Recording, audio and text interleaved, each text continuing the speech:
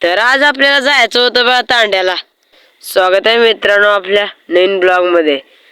आपण घरातनं निघालो बघा, कारण आपल्याला कुठं जायचं आहे ते तर तुम्हाला माहितच आहे.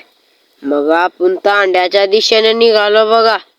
इथं रस्ता लईच बेकार होता म्हटलं. मग इथं रस्ता एवढा बेकार की काय सांगायचं नाही. आणि गाडी त्यातली जबरदस्तच होती बघा, काय सांगायचंच नाही. तेवढ्यात आपण पोचलो बघा तांड्याच्या दिशेने. पूलवर पोचल्यावर एवढा घाण वास येईल वाटलं नव्हतं बघा, काय सांगायचं नाही. मग अजून आपण पुढं पुढं चालत म्हणजे गाडीवर निघालो बघा. आणि येऊन तांड्यात पोचलो बघा. तांड्यातला शूट राहिला म्हटलं आता मागच्या तांड्याच्या रस्त्यानं. मग मागच्या तांड्याचा रस्ता काय त्याच्यापेक्षा बाद आहे रे बाबू. मग घरात जाऊन पोचलो बघा. खोऱ्या आणि पाटी वगैरे घेतलो आपण. पाटी वगैरे घेऊन अजून वापिस शेताच्या दिशेने आपण.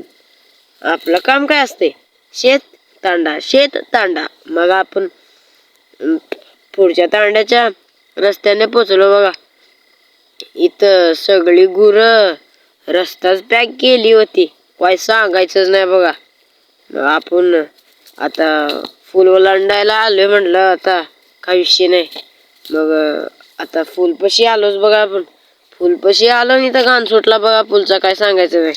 मग आपण आता फुलवर आलो. मग आता आपल्याला जरा गडबड होती, जरा जायचं आजोबाला हॉस्पिटल तेवढं न्यायचं होतं बघा. मग आपण गेलो बघा. जाता जाता अजून त्या रस्त्यानं पोचलो बघा. इथं रस्ता काय चांगले आहे. मग तेवढा येऊन घरात पोचलो बघा. घरात काही गेलो नाही, डायरेक्ट हिरीपाशी गेलो बघा.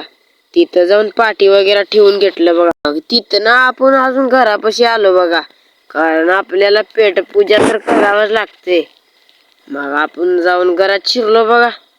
आता जेवूनच बाहेर यायचं म्हटलं. मग आपण आता बडचीच्या